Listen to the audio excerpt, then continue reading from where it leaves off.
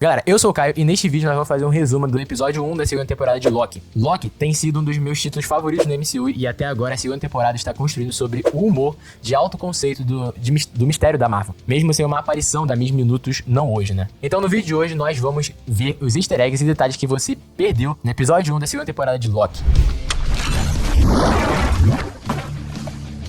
E galera, estou ligado que vocês gostam de Loki, então já deixe seu like, se inscreve no canal e ative o sininho para não perder os próximos vídeos sobre Loki 2. Estou muito feliz por estar de volta com vocês para falarmos sobre esta série todas as semanas, que se não me engano vai até dia 9 de novembro.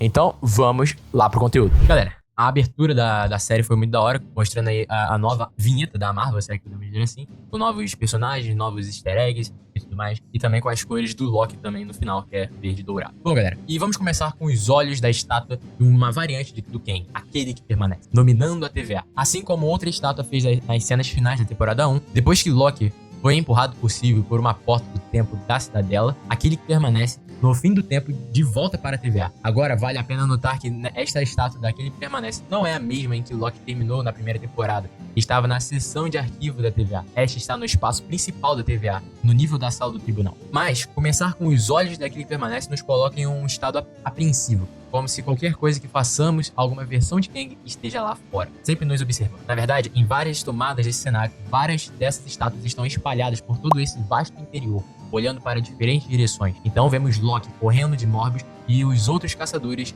e sua cabeça se alinha perfeitamente com a estátua daquele que permanece ao fundo. O que é uma maneira inteligente de mostrar como Loki considera sua irresponsabilidade governar a TVA e aquele que permanece está morto. Enquanto isso, as cabeças de Morbius e dos caçadores não se alinham tão bem. E é triste ver Loki se virar em câmera lenta para olhar nos olhos de Morbius, seu amigo, e perceber que essa versão passada de Morbius não tem ideia de quem ele é. Da última vez em que Loki e Morbius se viram, eles estavam nesta passarela. Na verdade, foi quando eles realmente não sabiam quem eram um ao outro, no primeiro episódio da série, depois que Morbius tirou Loki da sala de tribunal. Naquela época, era um cenário escuro da TVA. Aqui, há alguma luz ao longe, já que estamos vendo a TVA em uma era passada, quando aquele que permanece ainda governava de alguma forma, de forma mais transparente, antes de apagar as mentes de todos e começar a se esconder atrás dos guardiões do tempo. Morbius e B15 não sabem quem Loki é, pois isso seria antes de ele já tê-los conhecido. Mas a parte confusa disso é quando Loki se aproxima deste Morbius e B15 do passado. Foram quantas? 63 novas ramificações só nessa unidade? Ele tá querendo que a gente deixe todas ramificadas? Nessa altura, como nós podemos impedir? Não podemos! Então, nesses 63 ramos não devem se referir a Sylvie, rompendo a linha do tempo sagrado no presente, como vimos Morbius e a B15 reagindo a isso momentos antes. Na TVA do dia presente, um momento que realmente vemos nos primeiros minutos aqui no presente. Em vez disso, aqueles 63 ramos devem se referir a algum outro incidente passado na TVA, onde a linha do tempo sagrada também saiu realmente do controle em algum momento. Portanto, quando Sylvie empurrou Loki através daquela porta do tempo da cidadela, ele estava indo para uma TVA do passado, onde a linha do tempo sagrada também tinha alcançado algum estado crítico. Por alguma razão, ele fez um deslize temporal e nem ele, nem nós, os espectadores, vimos ou percebemos isso. Sua aura temporal deve ter cruzado com seu eu do passado e do presente. Quantas vezes a TVA alcançou esse ponto crítico em sua história? Qual foi o incidente passado com os 63 ramos que Morbius e B15 estavam preocupados nos arquivos? Pode ser que o atingir do ponto crítico pelo tier temporal da TVA seja um evento cíclico e destinado. Algo que acontece uma vez e outra. Uma espécie do apocalíptico Ragnarok pelo qual cada era da TVA inevitavelmente passa, como uma bolha de mercado estourando. Quero dizer, eles devem ter projetado aquelas portas de explosão nos convés de observação do tier por alguma razão, certo? Na cena, Loki vê um desses caminhões do correio amarelos voando.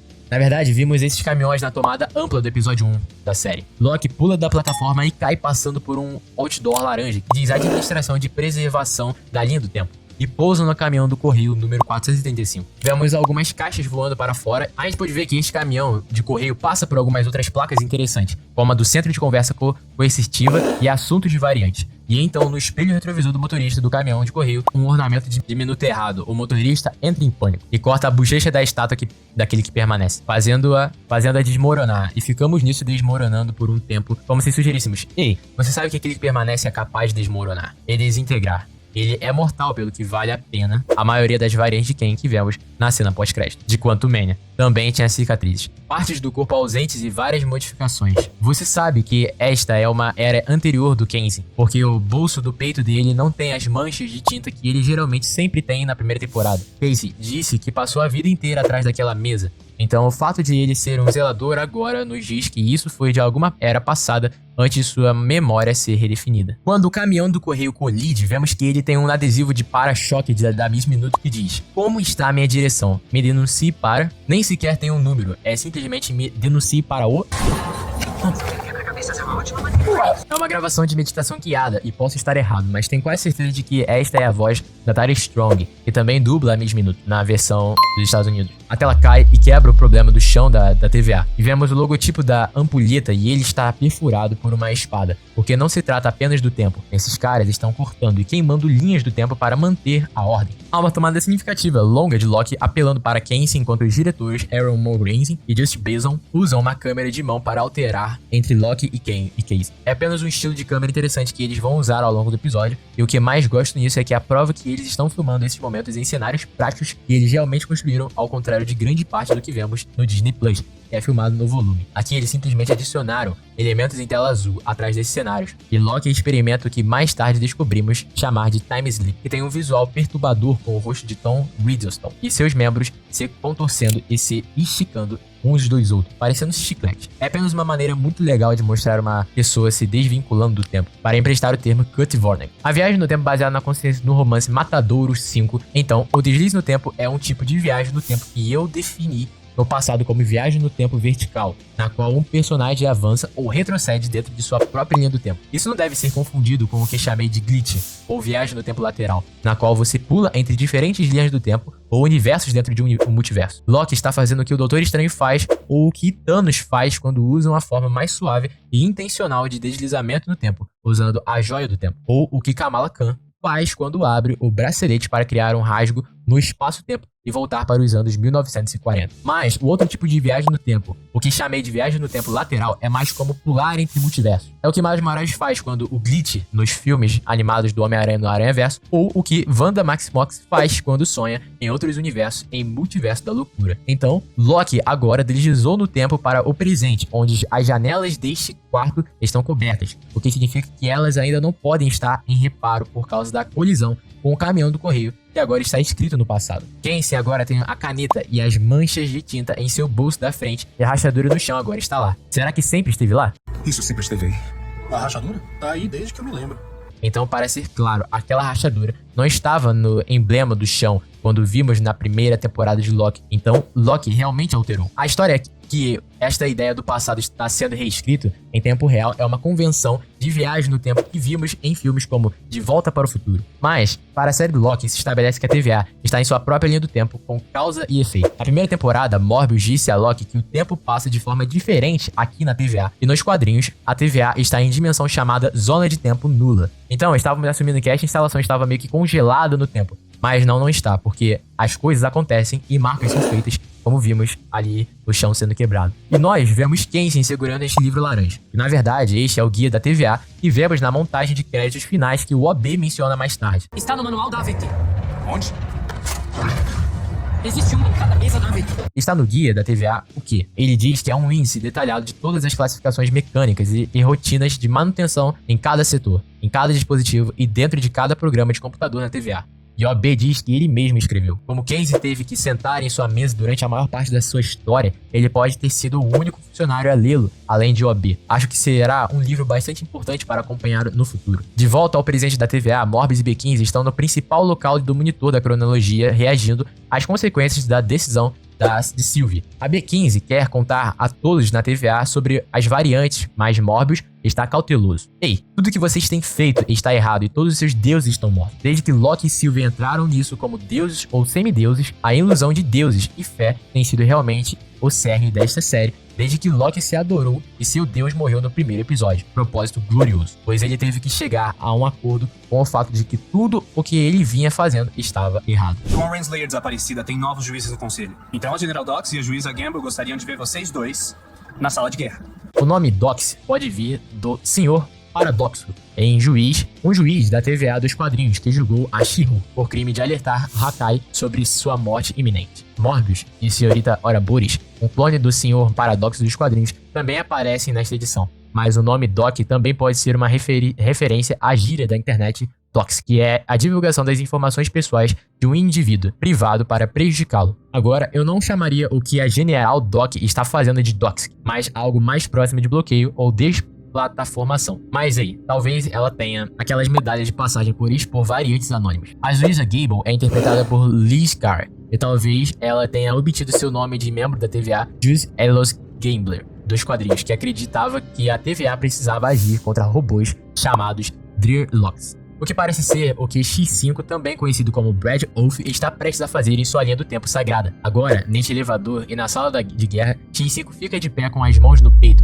fazendo um X e um 5 super visíveis. X5 também parece com o XS, como se isso fosse excessivo. Em fotos posteriores, você pode realmente ver cicatrizes em cada um de seus antebraços que se alinham perfeitamente com um arranhão em seu peitoral, o que me diz que algo pode tê-lo cortado enquanto ele permanecia nessa pose e se recusava a sair dela. Sim, ele é meio idiota. Bom, aí galera, o Loki reaparece para o Kenzie, o que mostra seus surtos repentinos. Bom galera, então Loki encontra a sala de guerra do passado e está vazia, mas com a parede com 5 rostos de aquele que permanece, cada um em um ângulo diferente, de forma que parece que estão olhando em diferentes direções.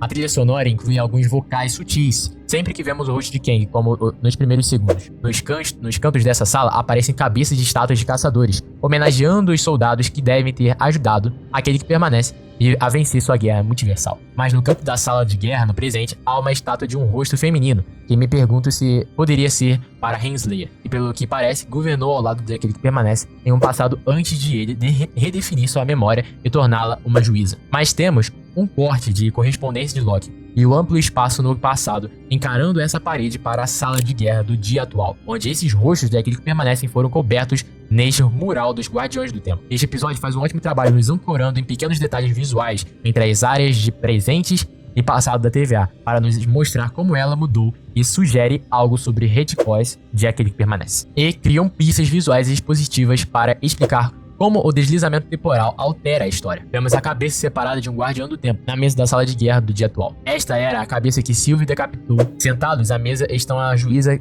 Gamble e algum juiz sonolento desconhecido, além da General Doc e X5 sentados juntos. Esses dois parecem ter um relacionamento mãe e filho, um tanto sinistro, que B15 olha com um olhar lateral hilário mais tarde. E nos diz que a TVA não é apenas uma entidade legal ou administrativa. Galera, lembre-se que a TVA teve que estabelecer violentamente uma linha do tempo secreta ao vencer a guerra multiversal.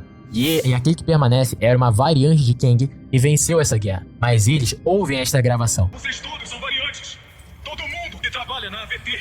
Os Guardiões do Tempo não criaram vocês, sequestraram vocês da linha do tempo e apagaram suas memórias. Memórias que ela pode acessar através de encantamento.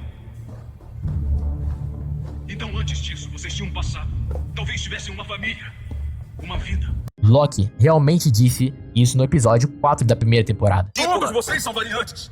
O uniforme da Doc é incrível, está coberto de medalhas e laços. Na verdade, vemos 8 laços e todos eles têm rostos diferentes que se parecem um pouco com diferentes Guardiões do Tempo. Mas posso estar ficando louco, pois eles parecem uma mistura de cabeças do Homem de Ferro e cabeças do Thanos. Ou talvez sejam variantes de Kang, cujas linhas do tempo ela mudou vitoriosamente para aquele que permanece. Em seu colarinho e gravata há distintivos com rostos semelhantes, mas em seus ombros há distintivos florais, que provavelmente denotam seu posto, como no exército dos Estados Unidos. Eles usam as estrelas nos ombros que indicam qual é o posto de general, como um general de 1 estrela, um general de 2 estrelas, um general de 3 estrelas, por exemplo. E por base nisso, a Doc seria um general de 3 estrelas, dos quais, no mundo real, temos apenas 146 generais da ativa nas armadas dos Estados Unidos. Em seguida, a palavra cronograma é listada na coluna da direita em códigos de 3 caracteres para cada um. E na parte inferior estão as palavras data do evento e vetor. A data na tela é dia 6/12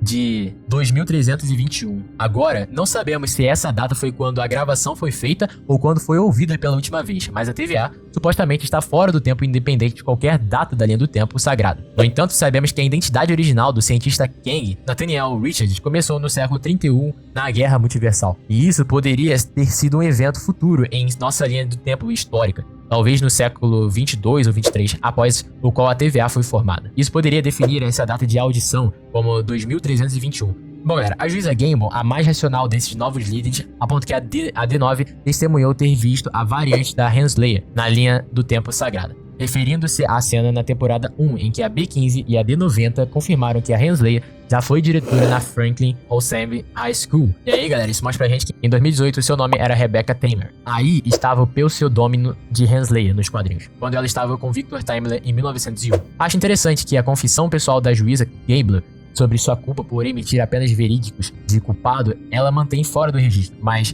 então ela acende a luz da gravação quando ordena que pausasse todas as podas. Locke faz um deslocamento temporal para o presente, agarra o bastão da poda do X5 e faz um corte na parede do mural do Guardião do Tempo para revelar o rosto daquele que permanece. É interessante que aquele que permanece não apagou seus rostos originais, ele apenas os cobriu, como se alguma parte dele soubesse que ele poderia querer voltar à luz um dia. Locke recapitula para Morbius os eventos do episódio 5 da temporada 1 e do episódio 6 da temporada 1. E Owen Wilson faz um ótimo trabalho transmitindo o terror aqui.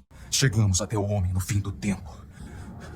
E ele fez sentido. O que mais assusta Locke é que ele encontrou alguém com uma leitura mais precisa do que ele. Enquanto Locke começa esta temporada vendo o deslocamento temporal como uma maldição, prevejo que no final da temporada isso se torne um poder que ele aproveita para dar a si mesmo mais tempo para fazer coisas como, desfazer a decisão de Sylvie na cidadela para restaurar aquele que permanece, ou pelo menos ser confrontado com essa decisão quando Morbius pergunta quem está vindo. Locke aponta para este mural, retratando várias figuras disparando lasers um nos outros. Esta é, na verdade, a aparência dos quadrinhos de Kang. É interessante que, nesta TVA dos Guardiões do Tempo do presente, todos tinham esses Kangs em sua arte sob seus narizes. Estamos vendo a guerra multiversal, a qual aquele que permanece referiu quando todos os Kangs lutaram entre si. E eu realmente acho que essa será uma guerra futura. O MCU vai retratar em Vingadores a dinastia de Kang. E Locke faz um deslocamento temporal na frente de Morbius, e Morbius agora não consegue evitar admitir que parece horrível.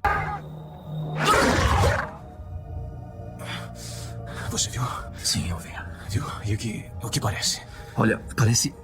Vem cá, qual é a sensação? E uma parede com um quarteto de tubos e pneumáticos, o que é realmente triste, porque a essa altura as pessoas estariam tão perto de OB, apenas uma viagem rápida de elevador até ele, mas ainda preferem evitar os trabalhos pelos tubos do que falar com ele. O sinal dentro do elevador tem muito texto, mas você pode identificar as palavras radiação, temporal e alguns símbolos de radiação, como este elevador parece levar apenas ao B, e seu escritório fica ao lado da sala de do tier temporal. Ele provavelmente foi quem colocou isso lá, e é uma pena que ele tenha que ficar tão perto da radiação. E descendo de cima está Kian, também conhecido como OB ou Ouroboros. Seu nome vem da mitologia egípcia de serpente que come a própria cauda, representando o conceito de que o tempo é um ciclo eterno. Kian, após ser uma estrela infantil em Indiana Jones e o Templo da Perdição, os Gunners, teve um grande retorno no passado, quando ganhando o Oscar por Tudo em Todo Lugar, o tempo todo. Morbius não se lembra da última vez que viu o OB. Poderiam ter sido 300 ou 400 anos atrás. Ele foi meu último visitante, desde que Locke é algo como uma comédia de escritório. Há um pote de balas de goma e um grande relógio com múltiplas mãos, e outro cartaz à esquerda diz: cuide da cabeça, alertando para o risco de ser atingido na cabeça por tubos que caem, enquanto OB pega uma das cópias carbonadas e a coloca em um espeto. Ele joga as outras duas partes das cópias carbonadas no balcão. Claramente não há um sistema de pedido. Naquela pilha, note que as cópias carbonadas não têm uma única cor, então ele está simplesmente pegando uma das três e colocando lá. Locke desliza no tempo para o passado, onde OB não está usando óculos. Não há uma máquina de Gumball, mas há uma máquina de venda de Sprite bem antiga e bem menos tickets de trabalho no espeto. Bom, galera, o OB presente diz a Morbius que não consegue se lembrar de um evento de viagem no tempo, mas então... Espera. Não. Aconteceu uma vez. Ele tá falando com você no passado e você tá lembrando disso agora? Uau, isso faz todo sentido.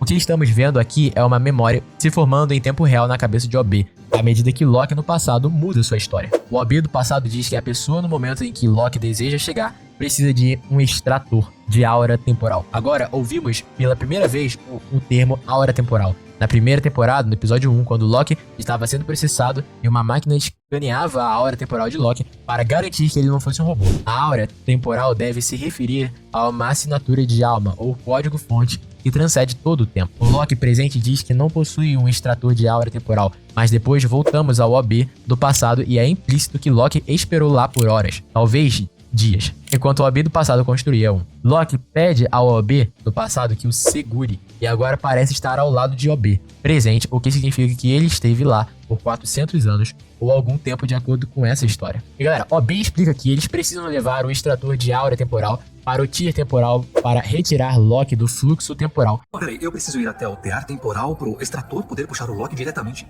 do fluxo temporal. Mas Obi avisa Morbius que a exposição à radiação temporal arrancaria a pele de seu corpo e que Loki precisa se projetar onde quer que esteja para se libertar do tempo. O OB do passado diz: Já ouviu falar que se você cair no buraco negro, você vira espaguete? Não. Ótimo.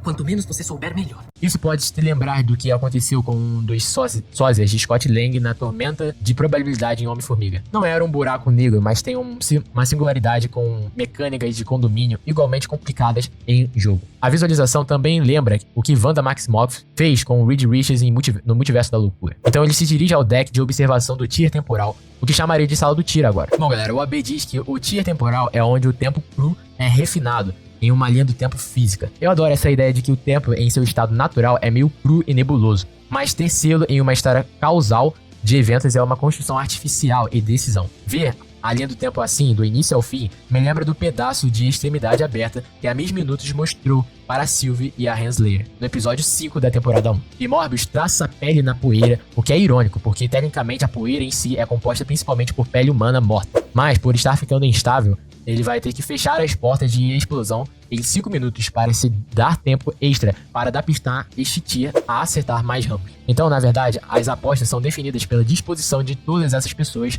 de evitar a poda de todas essas linhas do tempo extras, poupando inúmeras vidas. Eles estão escolhendo o caminho mais difícil para salvar outras pessoas que eles nunca conheceram. Loki faz um novo time sleep. Tendo aprendido com a rastreadora no chão, Loki usa o rastreamento da pele para saber que ele deve estar no futuro agora. Então o OB atual veste Morbius em um traje de radiação temporal hilariamente fofinho, com um respiradouro insuportavelmente volumoso, correndo nas costas. Obin avisa que assim que o traje se desgastar e antes de sua pele se desgastar, Morbius ficará muito velho. Tenho que dizer, enquanto o resto do traje de Morbius se deteriorará devido à radiação temporal, a fita adesiva é a única coisa que não se queima. Então realmente é a maior invenção do homem. Portanto, no futuro da TVA, as coisas pioraram ainda mais com a crise no Tear temporal. O alto-falante anuncia o código 1127 do TVA e todos os funcionários devem se dirigir ao seu ponto de evacuação mais próximo pela porta do tempo. Mas minha pergunta é para onde eles evacuam? Como se toda a realidade estivesse prestes a explodir. Eles vão para o vazio? E Loki pode ver na tela do monitor da TVA o futuro, que é ainda mais linhas temporais. Alternativas estão se aglomerando naquele Tear temporal. A maioria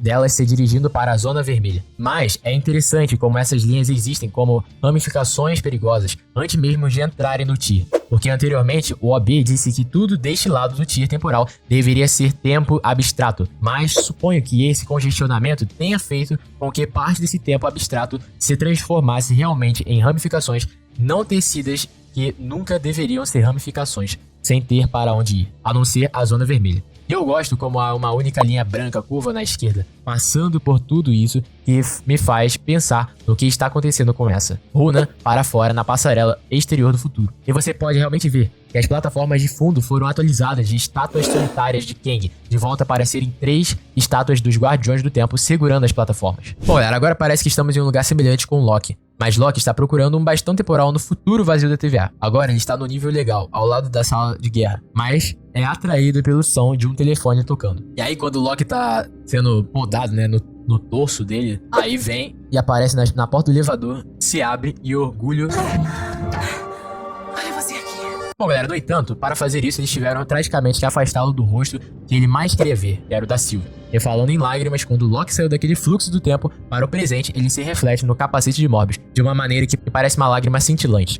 Há uma lágrima no rosto de Morbius. Suas preces foram atendidas. 2 almas condenadas à deriva em uma terra atemporal colidiram uma com a outra e as lançaram a um refúgio seguro. Bom, não é uma metáfora perfeita para o que essa série representa. Enquanto isso, uma equipe liderada pelo General Doc e o X-5, depois de saquear o arsenal, como o D-90 havia alertado antes, marcha para uma porta do tempo. E você pode olhar dentro de suas bolsas para ver que elas contêm um monte de cargas de reinicialização. Você sabe, aqueles cilindros. Provavelmente estão indo para podar algumas linhas do tempo, já que Doc mencionou que queria fazer isso antes. Mas eles passam por um pôster laranja que diz: a atmosfera de sua cápsula do tempo é suficiente para te tranquilizar, embora o gás dentro da cápsula tenha um cheiro um pouco desagradável. É aconselhável relaxar para o que está por vir, mas se a cápsula do tempo apertasse a pessoa dentro dela, o que viria a seguir? Bom, galera, e depois dessa cena vem a sequência de abertura dos pós-créditos, né?